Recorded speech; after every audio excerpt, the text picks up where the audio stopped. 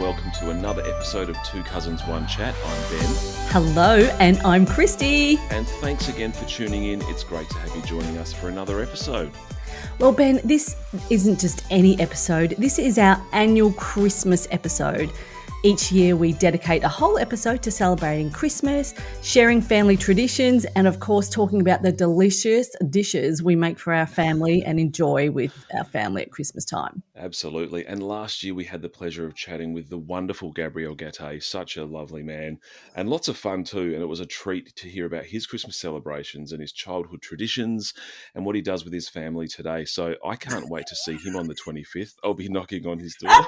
Yeah, you've got him for KK, Ben. I love that. I loved chatting with Gabrielle last year. Was such a treat.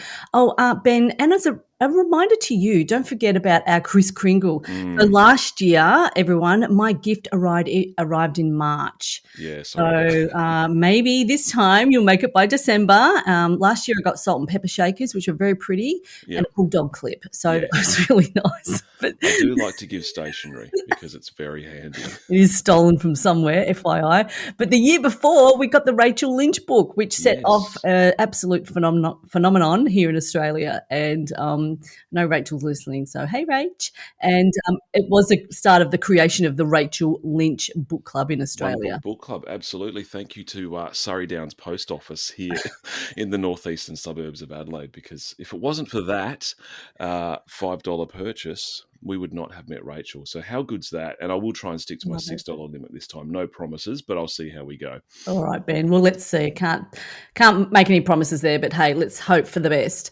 All right, everyone, let's keep things rolling because today we are thrilled to introduce our special Christmas guest, Tim Bone. But before Tim joins us, let's share a little bit about him with our lovely listeners. Tim Bone is a Ballarat-based chef in rural Victoria, and Tim won hearts during his run as a semi-finalist on MasterChef Australia in 2019. Known for his down-to-earth charm and love of bold, hearty flavours, Tim's cooking's all about creating honest, delicious dishes that keep bringing people together. Inspired by culinary legends, there's a tricky word, Ben. Why do you keep writing bios? I don't know. Like Jamie Oliver, Maggie Beer, and the late Anthony Bourdain, Tim's food packs a punch while keeping a warm, homely touch.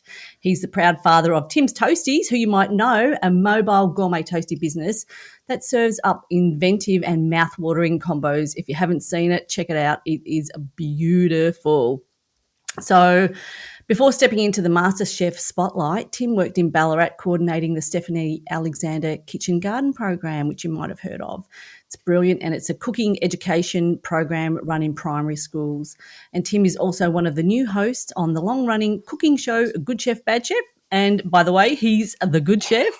But before that, Tim has spent part of his time growing up in the country town of Nhill in rural Victoria. And so we are pretty much related. Basically, yeah. How you going, Tim? G'day. Welcome to the show. Morning, Kristy. Oh, morning, Kristy. Morning, Ben. Merry Christmas. Guys, thanks so much for having me on. I'm a massive fan of the show, and I've listened to the Gabriel Gatte episode, so I've got big shoes to fill. He's such an amazing bloke, and I could listen to Gabriel talk all day with that French accent. It's amazing, but great to be on to chat all things Christmas. When I first jumped on before we started recording, I was just telling you how much I just love Christmas. I like to go full Christmas, as I call it. Like I also always had this thing where I wouldn't let my wife Abby put the Christmas tree up until the 1st of December. I felt like there had to be some sort of limit, but now I'm just like, oh, bugger it. Late November, let's get the tree up. Let's start the festivities earlier, and those Christmas movies, like I start smashing them out, Home Alone and all the good ones as soon as I can.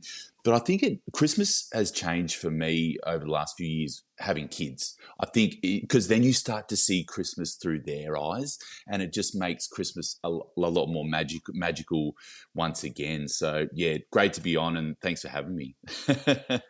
No worries at all. Speaking of childhoods, Tim, you spent a lot of your childhood in Nhill, as we said, and also in the suburbs here in Adelaide, which was a bit of a surprise when we were preparing for this show. You can see why we had to have you on our show, obviously. Absolutely. Can you tell us a bit about your childhood?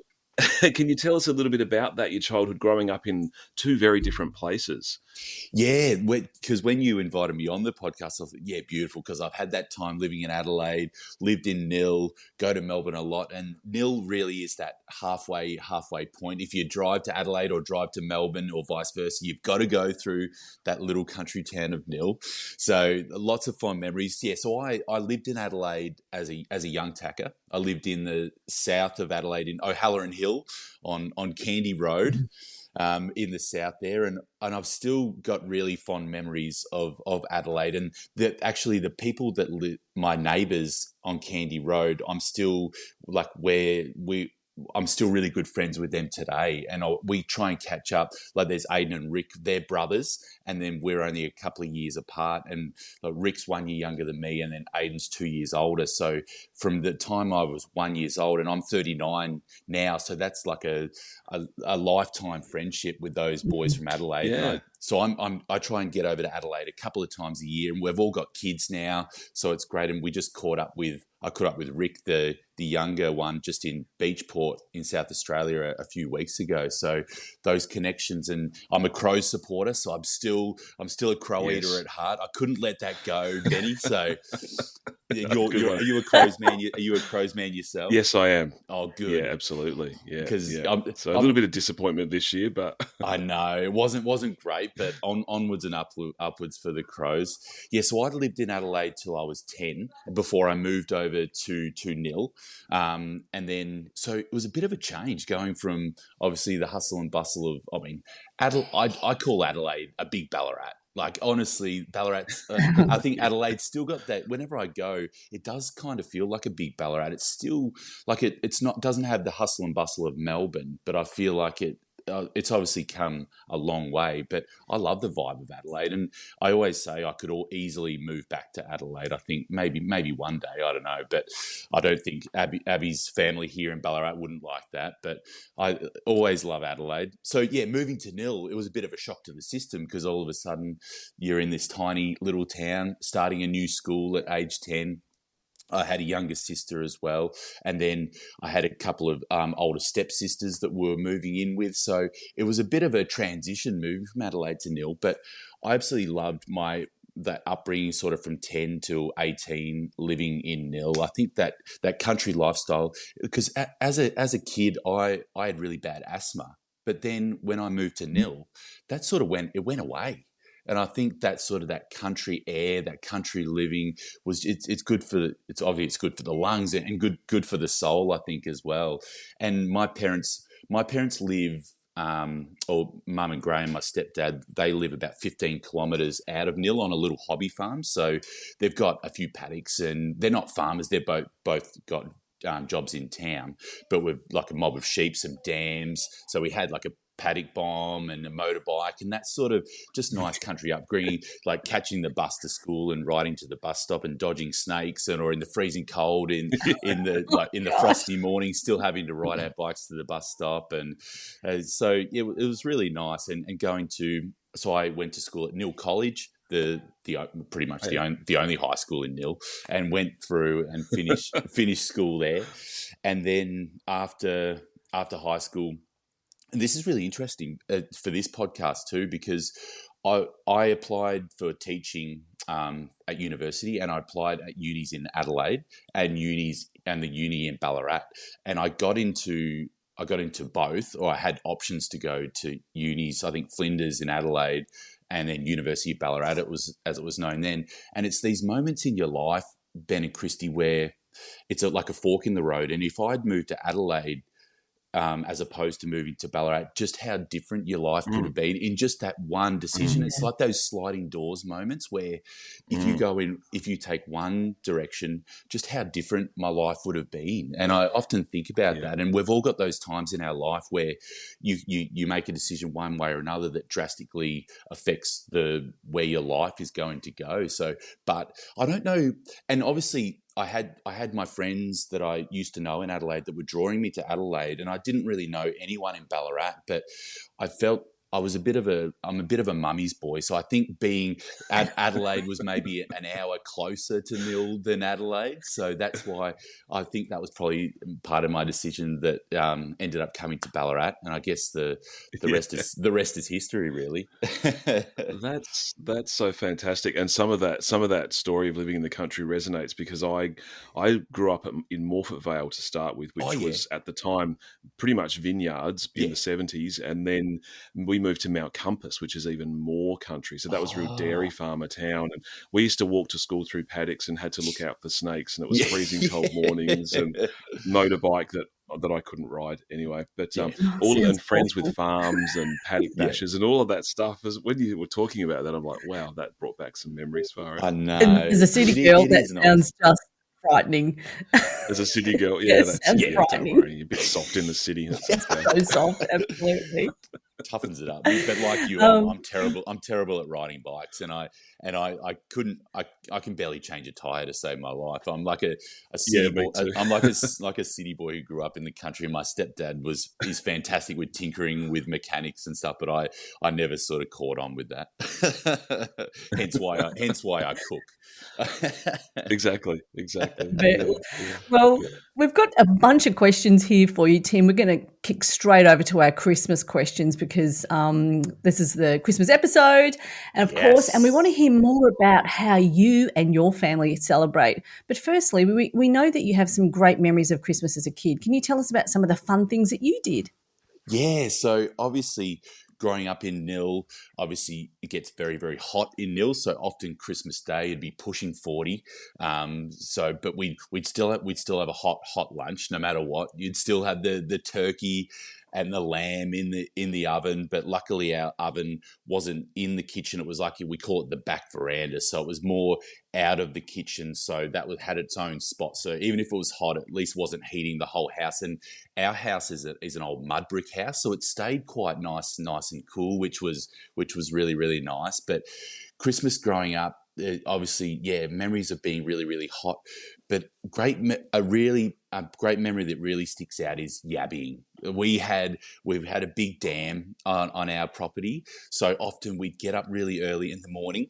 We'd get the yabby pots out, and we'd take them down to the dam and throw them in early in the morning, and then we'd go back mid-morning and check those, and hopefully we would have a big bounty of yabbies, and then we'd bring them back up to the house, obviously trying to keep an eye out for snakes and stuff, because it was about a couple of 100-meter walk down to the dam, and we'd bring our bounty of yabbies up. We'd fill up our bathtub with cold water and have all the yabbies just stored in the bathtub. It was something out of it. If people walked in there that didn't know, they would have got a really, really big shock. The bathtub was just full of yabbies. And then we would eat lunch. So we would have our normal hot lunch for hot lunch, and then in the afternoon we would cook the yabbies. So obviously big pot of boiling water, just nice and simple, and cook the yabbies. And that would be our between lunch and dinner, where you're obviously full. You get to that 2 o'clock, 3 o'clock in the afternoon, and then we'd all sit around the table. We'd put a makeshift like plastic cloth on the kitchen table. We'd dump the yabbies in the middle, and we'd have a family peeling session where we'd sit around just as a family, listening to music. We've maybe had a couple of shandies by then, maybe not as a kid, but when I turned 18. So you'd have a couple of shandies in the afternoon, and you'd just be peeling the yabbies and just eating them as you go. You might have some salt and vinegar there, maybe a bit of Thousand Island dressing that you've got in a tub, and you just sit around and just eat yabbies. So that was a really, really special memory that I've got really fond memories of growing up in Nhill at Christmas time. That's something that really sticks in my head. I love that so much. Yeah, and obviously the flavour of yabbies is just, you can't beat it. I absolutely love it. And they are. Have you tried them before, Ben? Not from memory, no. Yeah. We used to go, when I was a kid, we'd go crabbing. So we'd go to places like Stansbury on the Yorke Peninsula here, and, crabbing is huge there. So I remember having crabs as a kid and sort of pulling them to pieces, and they were cooked really simply. But I don't think we ever actually had yabbies. My thought of yabbies is that they're really small, but you can actually get bigger ones Oh, they're bigger than just these tiny little things that you find, aren't they? yeah, you can get absolute monsters, but I reckon the ones that taste the best are sort of the medium-sized ones where they're not too mature, that they're not too Yeah. small either, and beautiful. The tail meat is just so sweet. It's lovely. And then you'd check.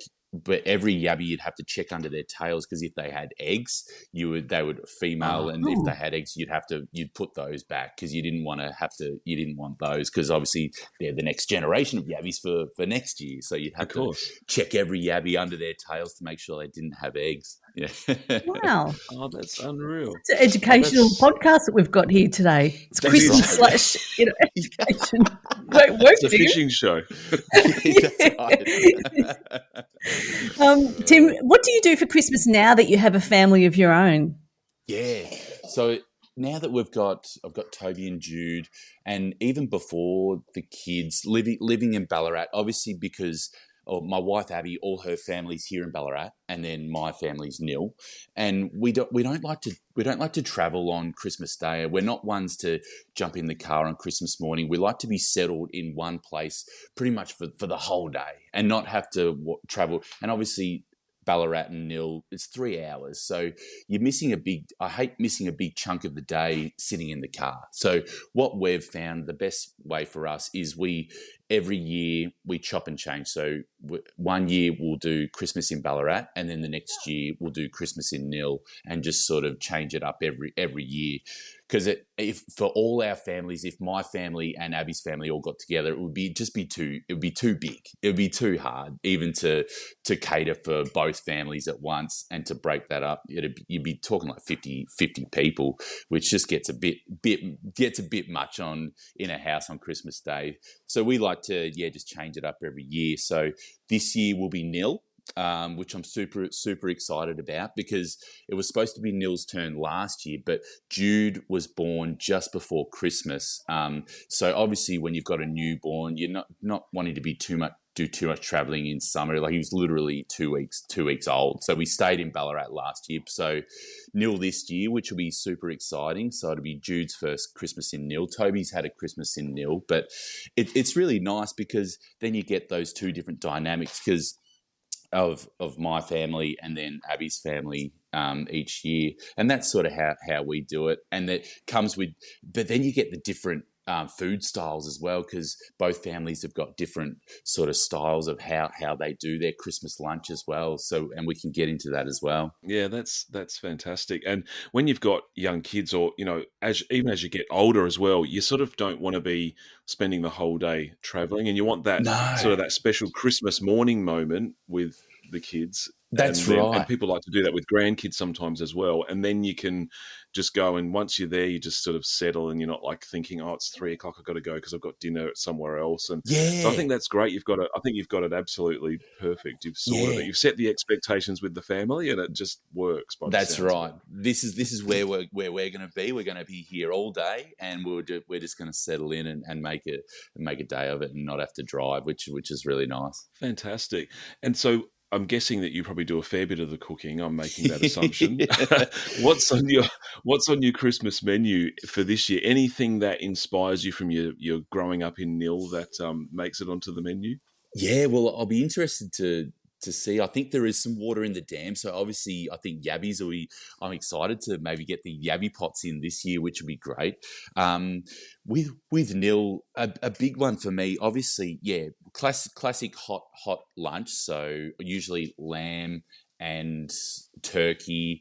I usually get, whether it's in Ballarat or Nhill, my job is mainly the roast lamb, because I absolutely love cooking roast lamb, and I like to do lamb shoulder, because I find lamb shoulder slow cooked, you just get such a succulent flavour where it's almost falling apart. It's amazing. But I like to marinate my lamb in classic rosemary and lamb absolutely love each other, and garlic, and then I like to use a local honey as well for that little bit of sweetness, because sometimes lamb can have that little bit of not a gamey flavour, but that flavour that some people don't like too much. But I find the honey really helps to cut through that a little bit. So that's sort of my go-to marinade. So I usually marinate that the day before. And when listening to Gabrielle, I'm a big stickler for doing as much prep you can before the day, even the day before, a couple of days before. So I like to cook my roast lamb on Christmas Eve. So it's done. I'm not having to worry about that on Christmas morning at all, no matter where we are. And then you're just reheating it and slicing it on Christmas Day.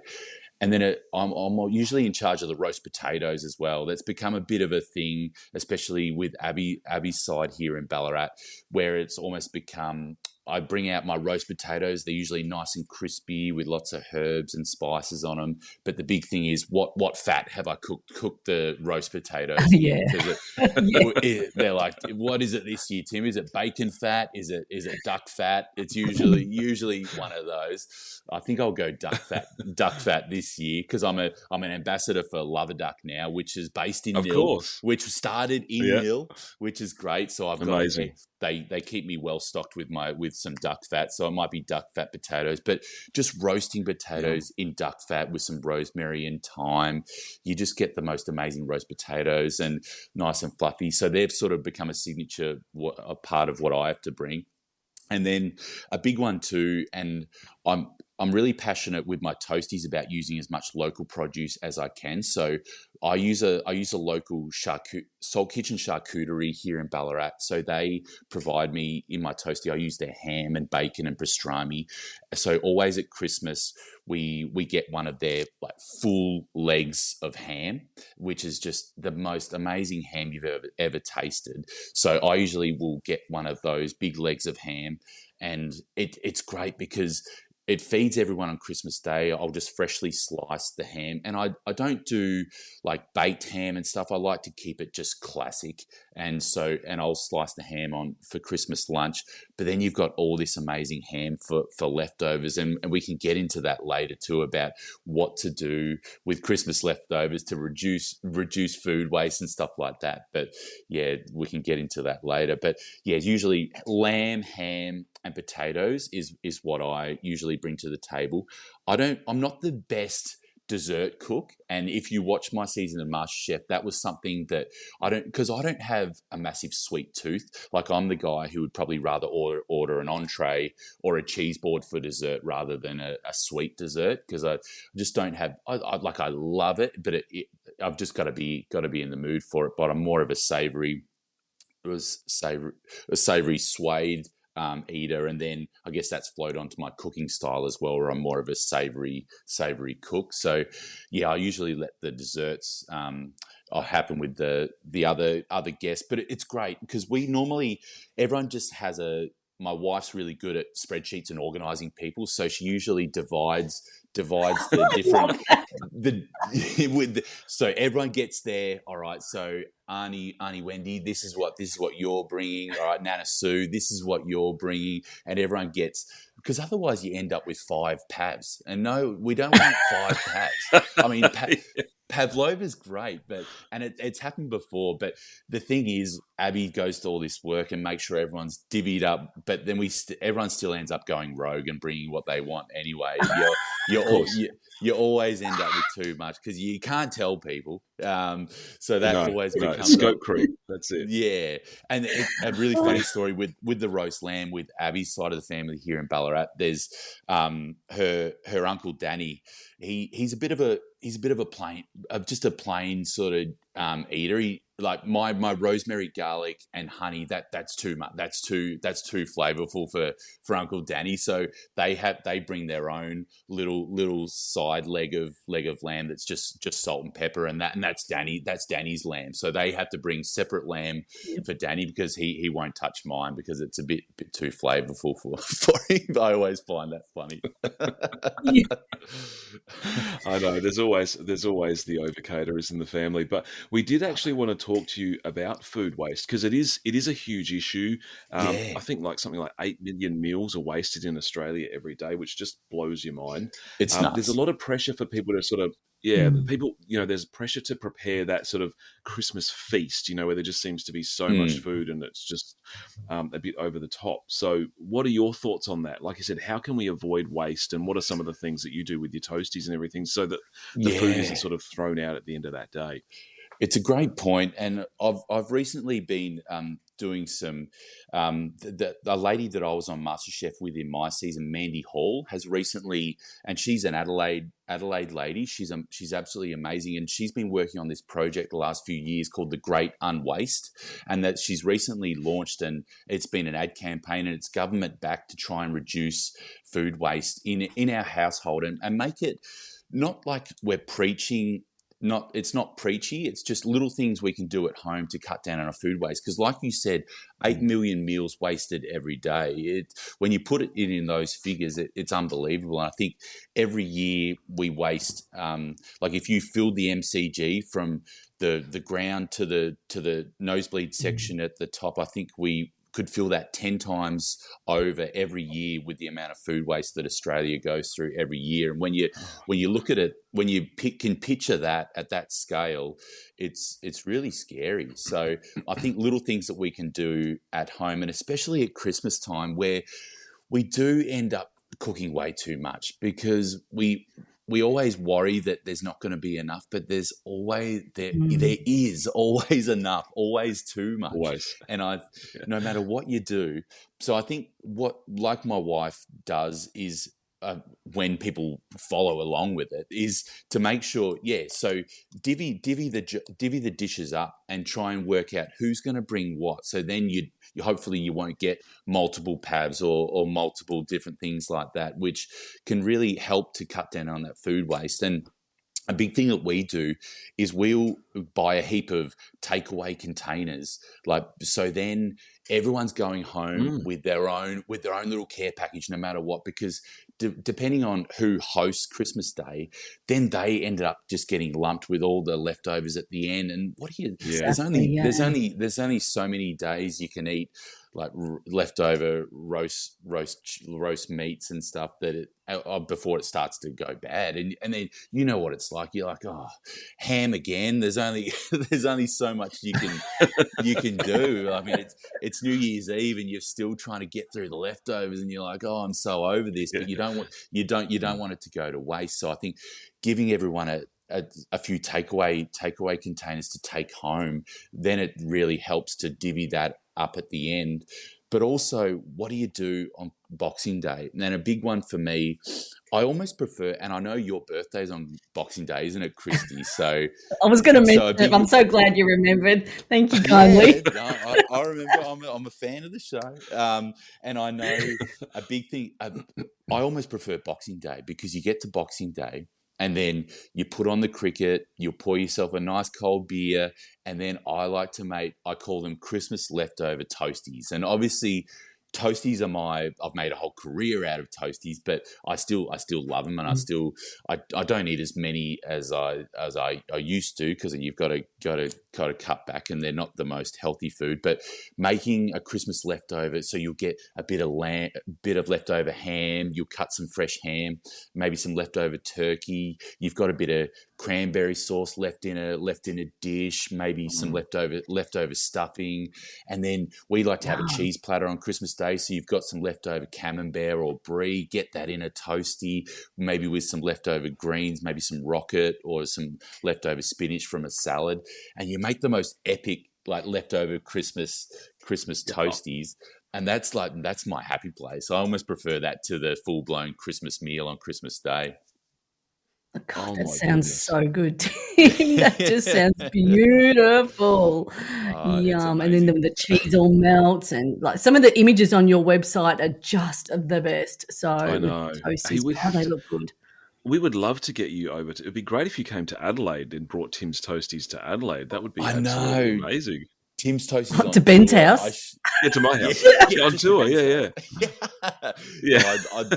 I'd love to get over. I've done a few events in Nhill now. Earlier this year, I did the Nhill Air Show, and I did Toasties at the Nhill Air Show, and it was the first time that I'd bought my Toasties to Nhill. So it was really special for me because obviously the support from the Nhill community since I was on MasterChef has been really, really lovely. And like whenever I talk to Mum, she's like, everyone stops her in the supermarket and she's like, "Oh, we're so proud of Tim. He's doing so well, and how's he going?" and stuff like that. So it was so nice to go back and with my partnership with Love a Duck, I did like Peking duck toasties, especially like using that beautiful duck coming from Nhill, and it was unbelievable. And I was blown away.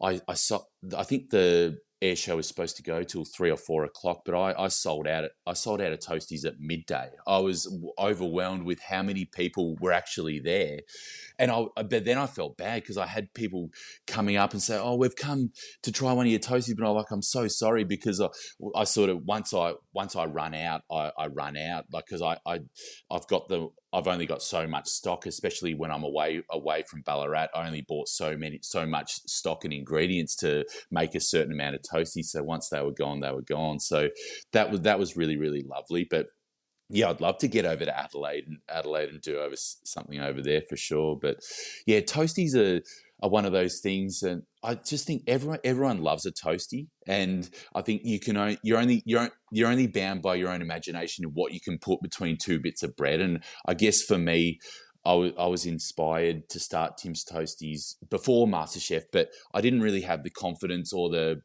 guts to start the business. I had the dream, but didn't really have the confidence to do it. But it wasn't until after MasterChef where I'm like, well, now's my chance, because they say MasterChef's just a springboard for what you want to do next. And obviously, we know there's lots of success stories, like in Adelaide with Poe and all those people that have made so much, made a whole career on the back of MasterChef. And I thought, well, now's my chance. So I threw in my teaching degree, or threw in my teaching job with the Stephanie Alexander Kitchen program, and I've been making toasties ever since. So that was 2019, so 5 years ago, and it's been amazing. I mean, and I'm so thankful to MasterChef, because it really has changed my life.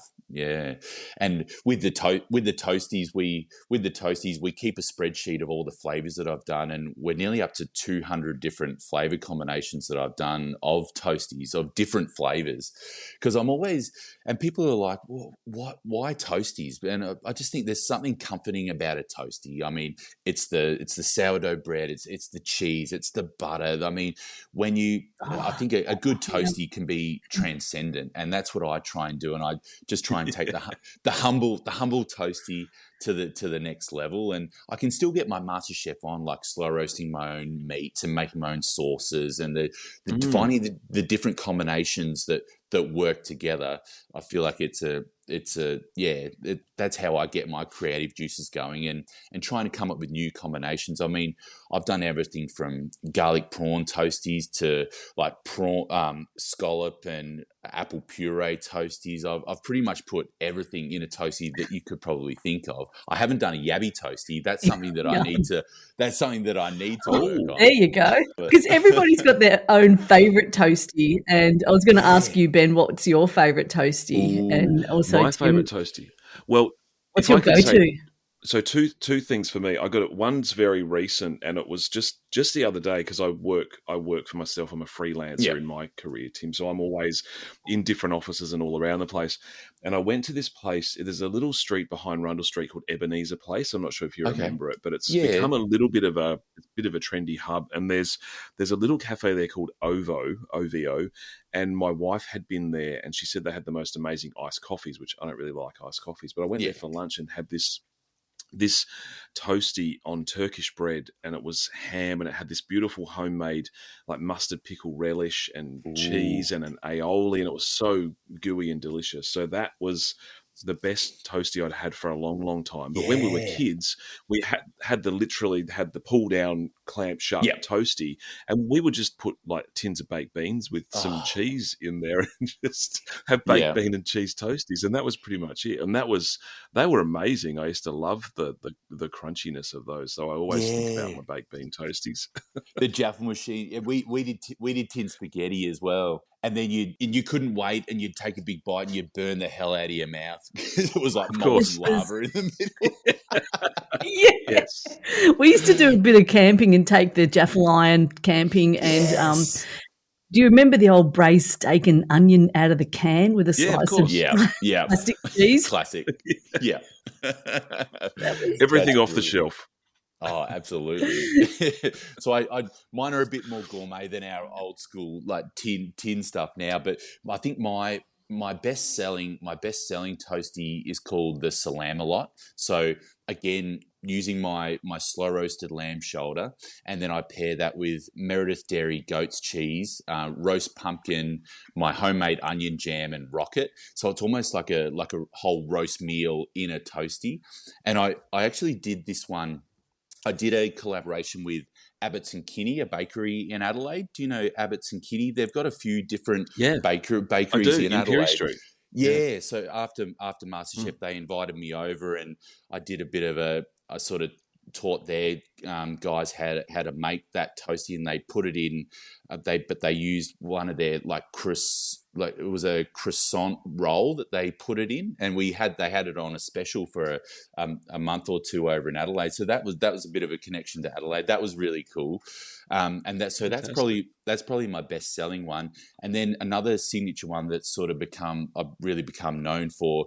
I called the Hangover. It's called the Hangover Toastie because it was born as a poor uni student, probably with a hangover when you'd wake up after uni night, and all you'd have in your dorm room was probably meagering noodles and bread and cheese. Which was a staple as a uni student. And so now I do this toastie, called the Hangover, because all my toasties are named after music or movies, because I'm a big sort of music and movie buff, and so the Hangover movie, and that, Of course. and then it helps for those titles to stick in people's minds as well, and it makes it a bit more fun, because then people are like, oh, the Salam-a-lot, or I got to go get the Antonio Banderas, which is like a Spanish themed one or something like that, and it really helps for people to stick in people's heads. So yeah, so the Hangover one is meagering noodles with roast chicken, Kewpie mayo, my chili jam, and spring onion and cheese. And people are like, meagering noodles in a toastie. But whenever people try it, they're like, oh yeah, I get it. This just absolutely works. It's like double carbs. So that's really become a signature one as well. So fantastic. I can't believe we're getting to the end of our chat with you today, Tim. We could honestly keep talking all day about toasties and whether or not you can put chicken and egg in the same toastie. You know, is that okay to combine those two? So there's I have tried so many questions. Yeah, I know. I could talk about toasties and Christmas all day. I've just had another Christmas flashback. Another big thing that's become a big thing in our family is those brandy snap tubes that you get from the supermarket, the brandy snap tubes. They're a big one in our family. So I make like a nice vanilla cream, and then you pipe the cream into the brandy snap tubes, and they're a big one. But my family in Nhill had never even heard of them, and I had never had them until I met Abby's family. So I'm not sure if I don't know if you guys have them at all, because you always see them in the supermarket, but it wasn't until I moved to Ballarat and met Abby that I'd even heard of them. I'm like, what are these things? But then I tasted them, and they were fantastic. But so they're another thing that really sticks out in my mind as well. I love the way you started saying, I'm just responsible for lamb. Oh, and I also do potatoes. Oh, and I also bring the ham. Oh, and I also do brandy snacks. Oh, and I also do toasties the next day. Yeah. And lastly, what's next for you, Tim? Well, you're a busy guy. You've got so much happening. What's coming up, and how can people get in contact with you? What's the best way for people to reach out?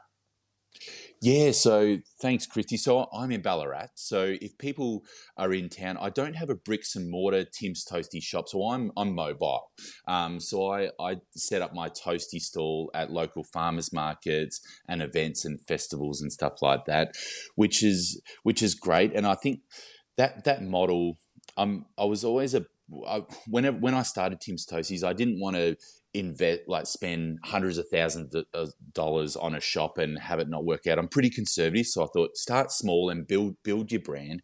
And I also always loved visiting farmers markets, and I thought I think my toasties would be a really nice fit, and sort of taking inspiration from Poe with her market setup that she did at the Adelaide markets and stuff like that, where she didn't need to really have a bricks and mortar place because she would be so busy. I went to one of the Sunday market there where she had her jam face set up there, and she just had lines for days. And I thought, well, that model is great because not only you're not pressured to be in a bricks and mortar restaurant with staff and overhead 6 days a week. You can sort of dictate when you want to work. So if I want to take a weekend off, I just take the weekend off and just say, sorry guys, I'll see you at the next farmers market, which is really nice and freeing, obviously, and it helps to cut down on overheads as well. But it's also that sense of anticipation where people are like, oh, you can only get Tim's Toasties at the market on Saturday. They're not readily available every day, which is good for me because then obviously I call them toasty groupies, where I've got like these that they'll literally come to every farmer's market, rain, hail or shine, and you know how cold it gets in winter in Ballarat. They'll be sitting there under a tree shivering, waiting for their toastie, which just absolutely means the world.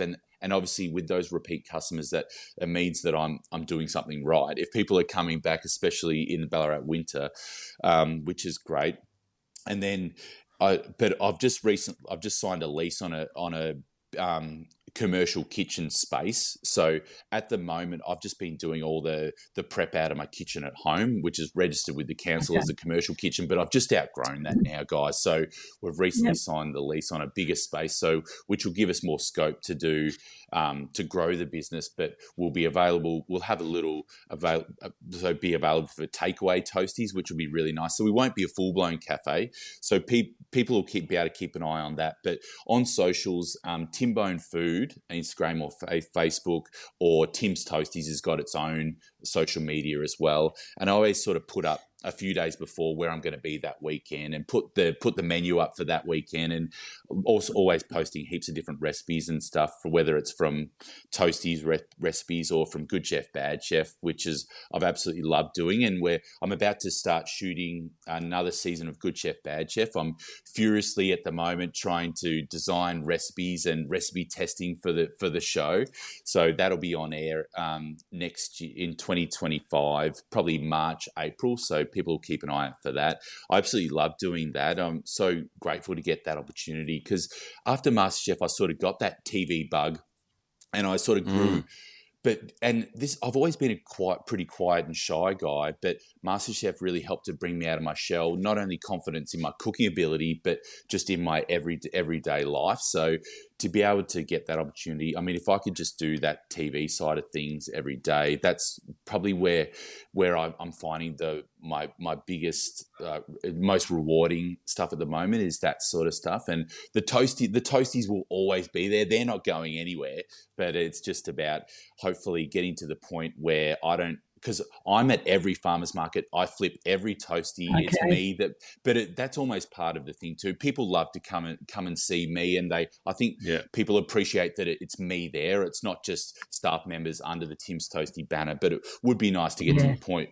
But I wanted to get to the point where people were coming for a Tim's Toastie, not just because I was on MasterChef or on a TV show, because of the quality of the product. And I think I've gotten to that point now where maybe I don't need to be there all the time, but we'll see. Yeah. It's a work in progress with that, because then, and not being tied down to a bricks and mortar shop, it does give me opportunities to go because with Good Chef Bad Chef, I'm in Melbourne 3 days a week over an intensive couple of months filming that. So it'd be hard if I was tied down to a shop, and I'm a bit of a control freak. So Sure. being torn away from both and Yeah. and having to trust people with the Toasties would be difficult. But yeah, lots in the pipeline, guys. But yeah, just encourage people, if you're ever in Ballarat, look me up for a toastie. And if you're obviously driving from Adelaide to Melbourne, stop in at Ballarat after stopping in at Nhill, of course, and Yes.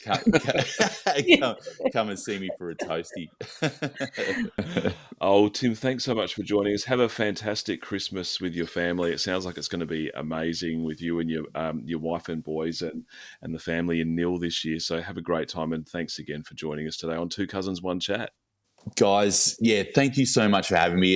It means a lot. And yeah, I've been listening to lots of your episodes now, and you guys are doing an amazing job. And it's great to have that connection to Nhill.